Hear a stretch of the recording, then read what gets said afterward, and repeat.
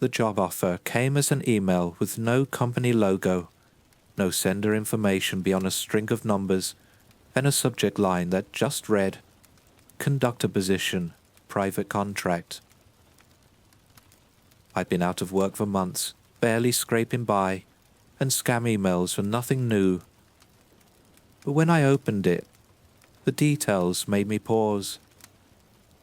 The pay was astronomical. 6 times what I'd ever made running freight trains for a single ride.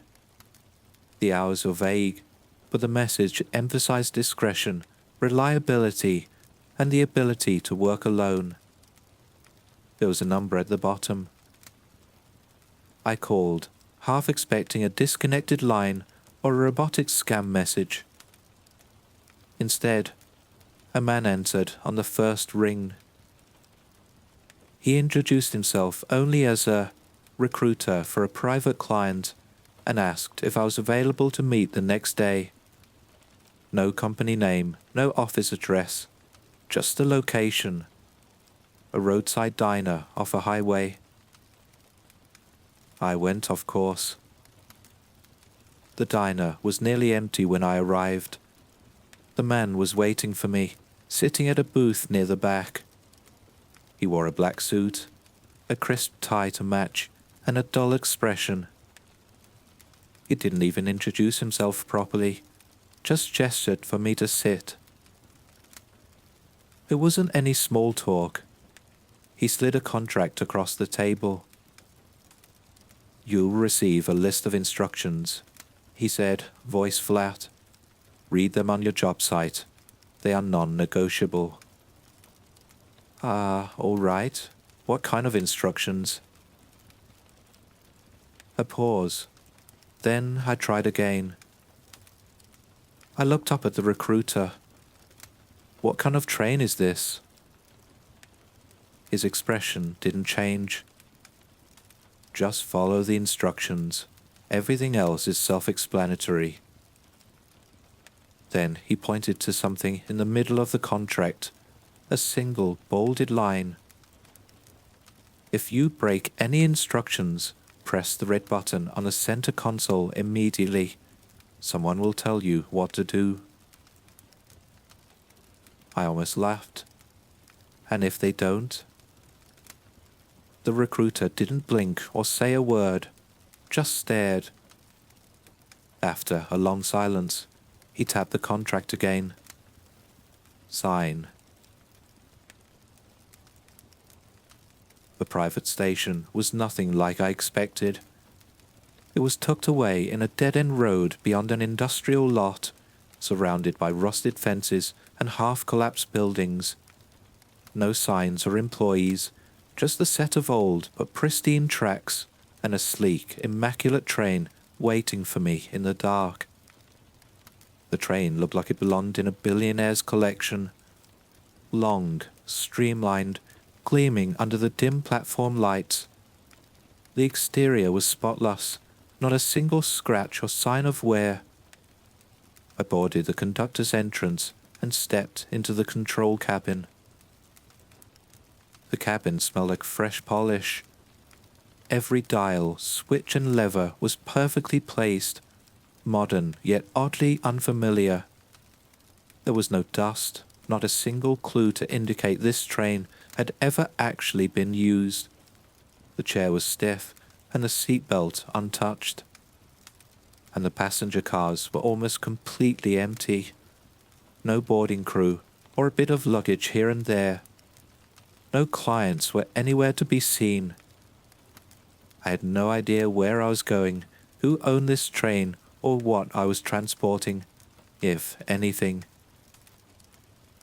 I sat down on the chair and picked up a laminated sheet sitting on top of the control panel. The instructions. The train must never stop. No matter what happens, keep moving. Do not open any passenger doors. No one should be on board. If you hear knocking from inside an empty car, ignore it.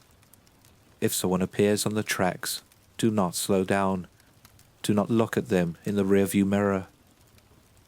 At exactly 2:13 a.m., turn off all cabin lights for 3 minutes. Do as instructed thereafter. If the intercom comes on but no one speaks, respond by saying, "We are on schedule." Then do not speak again for exactly 5 minutes. One of the train cars will be filled with passengers. Do not acknowledge them. Do not look at them. Do not enter the car. If you see someone sitting on the conductor's seat when you return from a break, leave the train immediately. You will not be able to board again. You may see another train running parallel to yours. If this happens, do not look at it for longer than 10 seconds. If you break an instruction, press the red button immediately. Someone will call you with further instructions. I read them once, then again. My first thought was, what kind of sick joke is this? I glanced around the cabin, expecting cameras, some hidden speaker system, ready to blare out a voice laughing at my reaction. But I was only met with ornate and beautiful decorations that adorn the corners and walls of the control cabin. I scoffed, shaking my head. I'd heard of companies testing new hires to see how much crap they'd put up with, but I wasn't sure. A scare tactic maybe, some over-the-top way to keep conductors focused on the job. Why the hell would they need to? It's a train. You follow the schedule, watch the tracks, and keep things moving. What was all this about knocking doors and not looking at passengers? I rubbed my temples. Whatever. If they wanted me to play along, I'd play along. As long as the paycheck cleared, they could put all the weird rules they wanted. The train pulled out of the station smoothly, gliding over the tracks with barely a tremor. The engine was quieter than anything I'd operated before, smooth to the point I couldn't even tell when I was moving when I closed my eyes. I barely had to touch the controls. For the first hour, not much to note happened. Just endless stretches of empty fields and dense forests rolling past under the dim glow of the moon. The rails were calming. For a moment, I actually thought this might be the easiest job I'd ever had. Then, the intercom crackled. A burst of static, sharp and sudden, filled the cabin. I turned instinctively, waiting for an announcement, for some kind of instruction. I frowned, tapping the panel, flipping a few switches to clear the channel. Still, nothing. My eyes wandered to the list of rules sitting next to me. Number 6. If the intercom comes on but no one speaks, respond by saying, "We are on schedule," and do not speak again for exactly 5 minutes. I almost hesitated. It was stupid, right? Just a dumb corporate rule, a test to see if I would comply. I was sure of it. I cleared my throat. We are on schedule. Something had changed, but I couldn't tell what it was immediately. Some sort of pressure started rubbing against my skin. The hum of the engine felt further away, like I was sinking underwater while everything else drifted above me. I stared straight ahead, forcing myself to focus on the tracks. 4 minutes. The longer I sat there, the worse it got. My head started ringing, and I couldn't keep my eyes focused. 3 minutes. The hairs on my arms stood up. The air smelled different now, charged, like the moment before a thunderstorm. 2 minutes. I was entirely hitched in place. 1 minute. A feeling passed. just like that, the weight lifted. The engine sounded normal again. I checked the clock. 5 minutes exactly. I exhaled slowly. What the hell was that?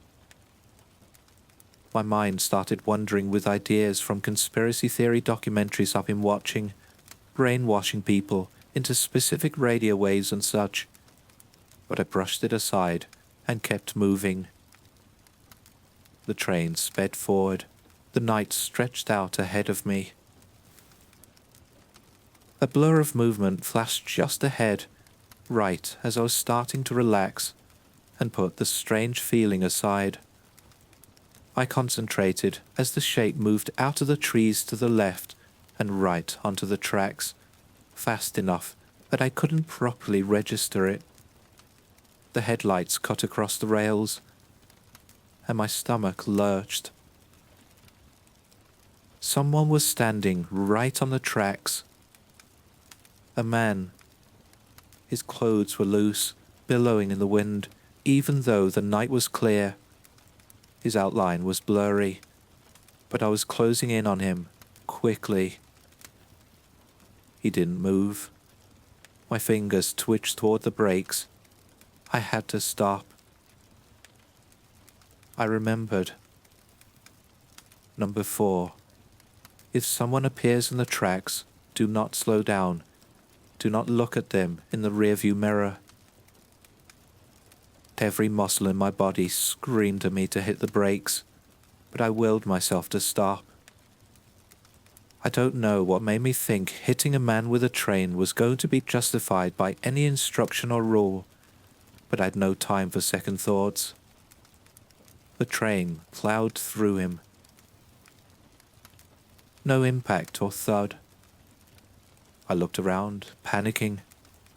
I couldn't believe what I'd just done. My heart hammered, and I snapped my gaze to the rearview camera, then stopped myself. I couldn't look. I forced my eyes back to the controls, gripping the levers tightly. The train rattled slightly as it shot forward, speeding into the black. I let go of the levers, pulse raising.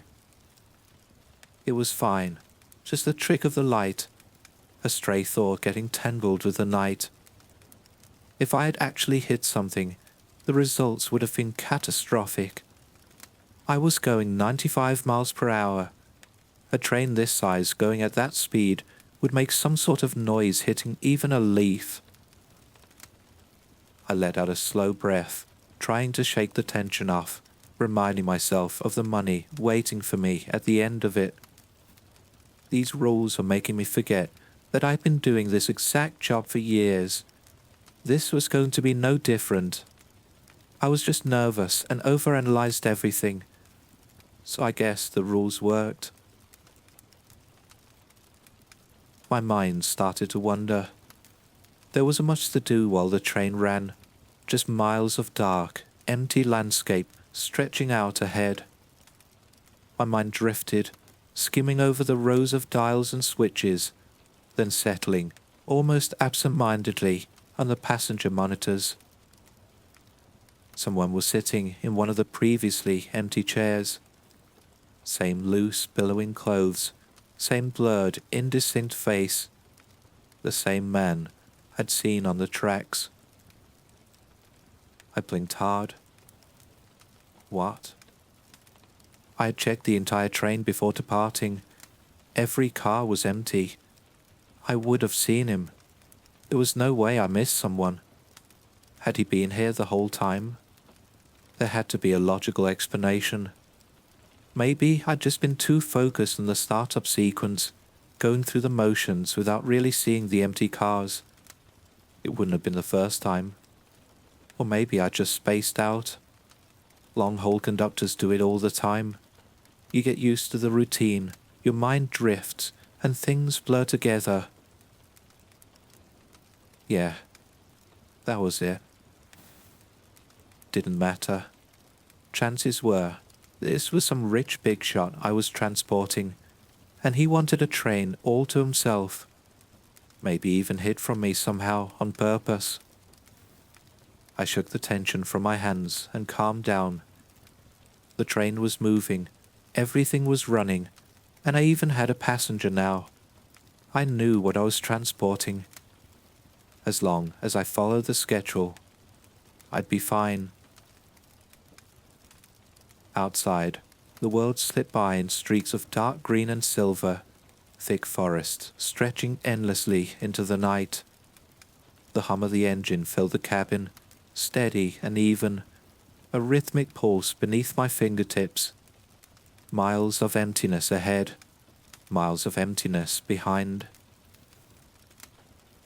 Then, out of nowhere, a slow, steady tap, tap, tap against one of the cabin doors. I straightened in my seat, eyes flicking toward the control panel. The passenger cars were still empty, apart from the man. Nothing had changed. And yet, the knocking persisted. I reread the rules. Rule 3. If you hear knocking from inside an empty car, ignore it.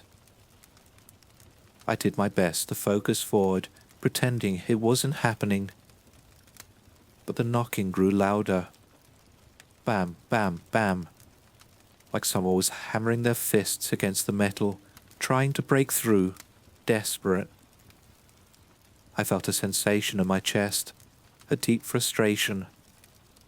I was tired, I was irritated, and I was done playing along with these stupid rules. They had driven me to such delusion that I thought I hit someone. I stood up. My boots thudded against the floor as I strode back into the passenger cabins, heart pounding as I followed the sound. The knocking led me to car 6. I hesitated. The rule says to ignore it. I inhaled sharply, my hand hovering over the latch. What was I expecting? A prank? A malfunctioning door? If it was any of those, I was entirely ready for the consequences. These rules were taking a toll on me, making me imagine things that weren't even there. I'd just break this one rule, prove myself right, and get on with my shift. I unlatched the lock and swung the door open. The cabin was completely empty. No people, no luggage, no sign of life at all. Except for the footprints. They stretched across the floor in a perfect trail, starting right in front of me and disappearing into the next car. The footprints were dirty, muddy, like someone had just stepped inside. The shiver crawled up my spine, a feeling deep inside me screaming that I had just made a mistake. Before that thought could fully manifest, I was thrown off balance. The train started slowing down. The air around me lurched, and I grabbed the doorframe to steady myself. The train was losing speed, but I hadn't touched anything. I spun, rushing back to the control cabin, my breath coming faster now. My eyes flicked to the dashboard. Every system was still active. The speed should have been constant, but the train was steadily slowing down. The radio crackled again, a burst of static, followed by a voice, warped and distorted, like it was dragging itself through the speakers. Why did you stop? My paws hammered against my ribs. I didn't. The brakes weren't engaged. The emergency systems weren't triggered. The train was stopping on its own. I grabbed the controls, yanking the throttle, trying to force it back to speed. It wouldn't respond. Outside the front window, the landscape crawled by slower and slower until the train finally, completely halted. Silence. Shortly after, movement. Beyond the trees, just at the edge of the dim platform lights, figures were emerging from the darkness. Dozens of them, tall and thin, their limbs stretching at unnatural angles as they moved toward the train in slow, balanced steps. Not rushing, just walking. A mechanical hiss cut through everything. I snapped my head toward the monitors, a cold pit forming in my stomach. The train doors were opening. Once again, I hadn't touched the controls. My hands were still clenched around the throttle, my knuckles white. The system hadn't even indicated a stop. We weren't supposed to stop. And yet, the doors slid open smoothly. Outside, the figures stepped forward. One by one, they emerged from the trees, their shapes flickering against the dim glow of the train's lights. They moved like they had all the time in the world. The first one stepped inside, then another, and another, filling the empty cars. I could see them on the monitors, standing in the aisles, in the seats, occupying every available space, yet never moving. I swore quietly, my fingers flying over the dashboard, searching for anything, some kind of override, an emergency restart, a failsafe. Nothing worked. I tried the radio, I flipped the breakers, I jammed the throttle forward. No results. Outside, the figures had started boarding. The doors remained open. None of the figures did anything but stare blankly forward. I felt panic rise up in my chest.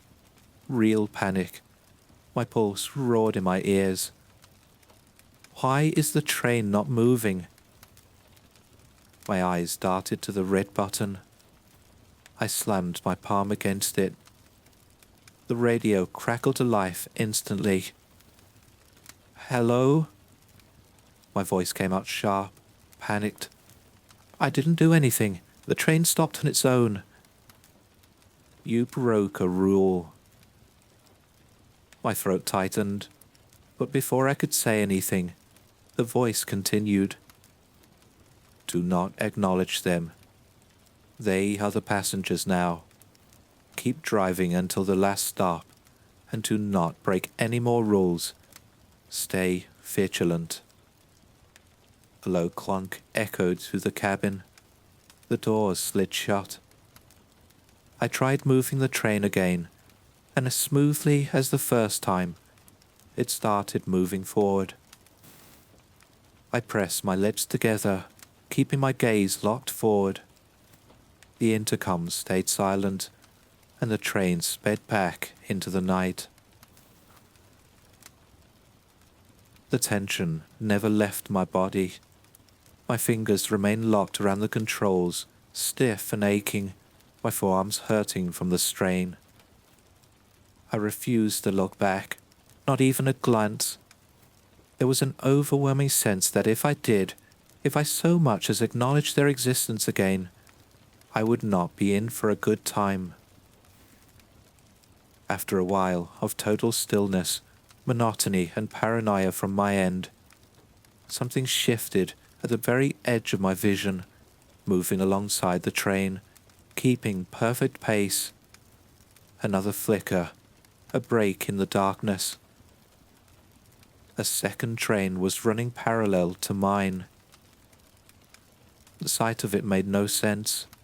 There had been no crossings or signals that another set of tracks even existed beside my own. Yet there it was, keeping speed effortlessly, its steel body gleaming under the faint moonlight. And through the windows, I saw figures. They appeared dark, the interiors shrouded in shadow. But as I looked closer, I realized there were dozens of them, maybe more, pressed harshly against the glass, each one wearing the same wide grin. The faces were frozen, their eyes locked directly at mine. They looked just like the passengers that had just joined my own train. Number 9. If you see another train running parallel to yours, do not look at it for longer than 10 seconds. I wouldn't make the same mistake again. The presence of the other train lingered in my periphery, but I didn't acknowledge it again. I just kept driving. The intercom shot to life. The sudden burst of static made my shoulders jump, the tension in my body snapping tight. For a moment, there was only empty noise, the same cold emptiness that had filled the radio the last time I pressed the red button. Look at the time. Slowly, I glanced at the digital clock on the control panel. 2:12 a.m. Number 5. At exactly 2:13 a.m., turn off all cabin lights for 3 minutes. Do as instructed thereafter. I paused and reached for the switch. My fingers trembled slightly as I flipped it down. The cabin was plunged into absolute darkness. I blinked, trying to adjust, but there wasn't anything to adjust to. It was so dark that everything was swallowed whole. No outlines, no faint glimmers of control lights, no reflection of the window. Just a void. The intercom came through again. This time, there was no prelude to it. Just a clear, short sentence. Do not move. A new sound filled the air.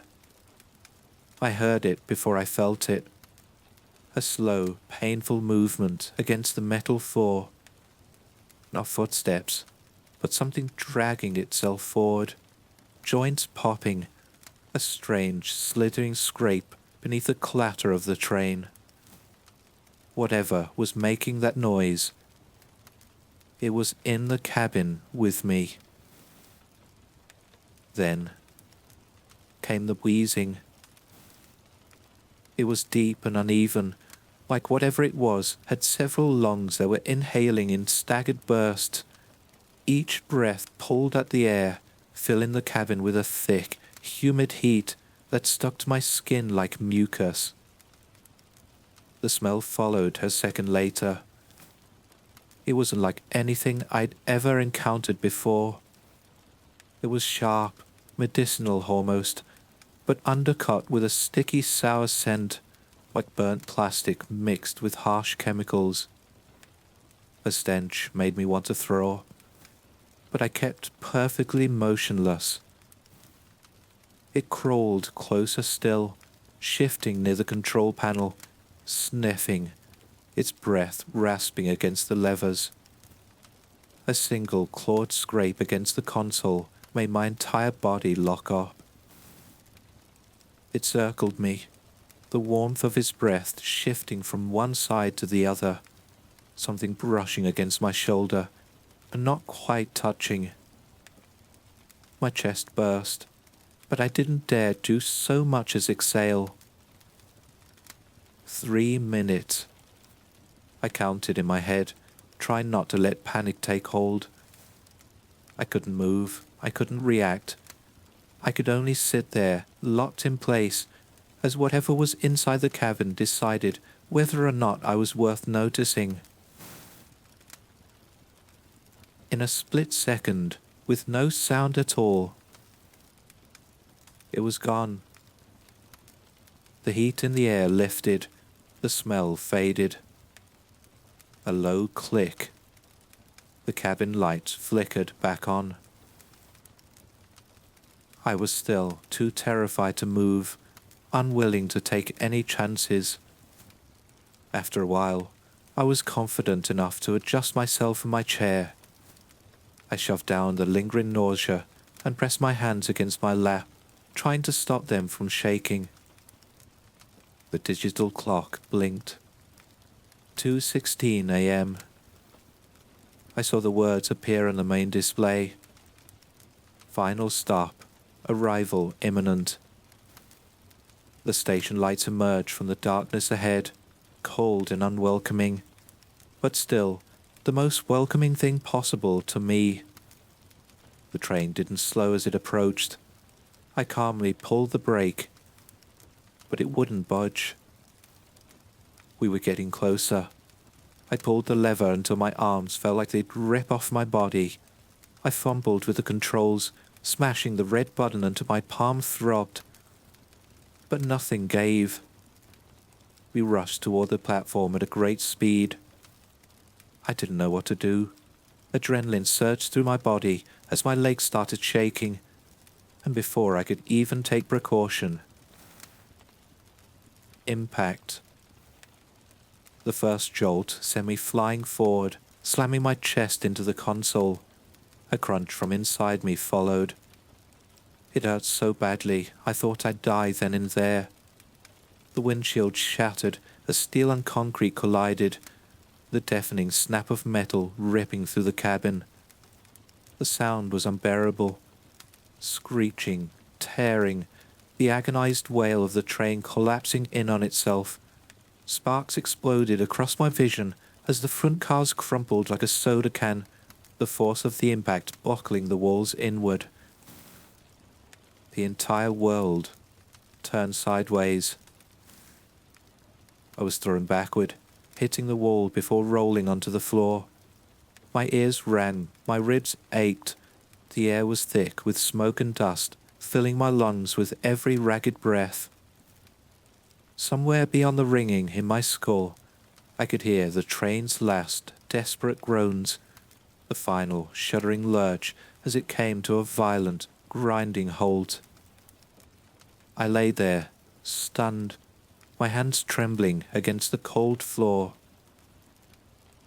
I was still alive. Somehow, despite the crash, despite the sheer destruction I'd just experienced, I was fine. Slowly, painfully, I pushed myself up. The cabin was intact. No shattered glass, no twisted wreckage, no collapsed walls. The train sat perfectly parked at the station, as if it never even moved at all. The console was unscathed, the windshield unbroken. Even the faint hum of the engine had returned, steady, like it had been running this whole time. But I knew what I felt. The bruises forming on my arms. I had been in that crash. My injuries weren't as fatal as I was sure they were just moments ago, but the train had collided with the station, had collapsed around me. That I was sure of. Yet here I was, unharmed. I turned toward the passenger monitors to see empty rows of seats. The train finally rid of its impossible travelers. My stomach tightened the moment my eyes landed on him. The figures from earlier had all disappeared, but the man remained. His clothes waved around as he walked. There was a fluid grace to him as he rose from his seat and began walking forward. His movements were so smooth they were hypnotizing. My body tensed, my instincts screaming at me to move, to run, to get out before something happened that I couldn't undo. I staggered toward the door, but it was locked. No matter how much I pulled or pushed, I couldn't open it. The weight of the moment was suffocating, and for the first time since this nightmare began, I finally had a moment of clarity, and I realized just how wrong everything had gone. I snapped out of my daze and slammed my hand against the red button. The radio remained silent. I hit it again, harder this time, my palms sweating against the plastic. No response. The man kept walking. I pressed the button again, harder. Desperation crawled up my throat like bile. The doors behind me opened. A deep, mechanical noise filled the cabin as the last remaining entrance slid open with agonizing slowness, revealing an empty black void beyond it. He stepped into the conductor's cabin. I was trapped. My back pressed against the console, every muscle in my body locked in place as he stopped just a few feet from me. Up close, his shape was even more wronged, his proportions slightly off, his arms too long, his posture just a fraction too rigid. It was like someone had built the idea of a man without ever having seen one, a close approximation that almost fit, but missed something fundamental. For the first time, he turned his head slightly, as if acknowledging me directly. And in a voice that was neither deep nor high, neither young nor old, neither kind or cruel, he spoke. "Thank you for the ride." He looked at me a moment longer, his featureless face betraying no emotion. Then, without another word, he turned and opened the conductor room door, the one that I couldn't open no matter how hard I tried, and stepped out. A new sound pulled my attention away. Footsteps. I turned toward the platform. The recruiter was waiting. His hands were clasped neatly in front of him. I practically jumped out of my seat and straight toward the man. What the hell was that? What the hell was I transporting? What just happened? The recruiter didn't answer immediately. Instead, he glanced past me toward the train, his gaze lingering on the now empty cars. He exhaled a barely there sound before finally speaking. "What did you think of the job? There's another ride scheduled for tomorrow night. You did a splendid job bringing the train all the way to the last stop." "I quit," I rasped, my voice raw. "I don't care about the money. I don't care about whatever this is. I'm done." The recruiter smiled. Not smugly, though. Just a warm and welcoming smile. Then he gave me a slow nod. "You were transporting the dead." I didn't ask any more questions. As absurd as what he had said just sounded, I was too tired to care or rationalize anything else. I walked away from the train, from the recruiter, from the nightmare I had barely survived. I just knew one thing for certain. I would never set foot on a train again.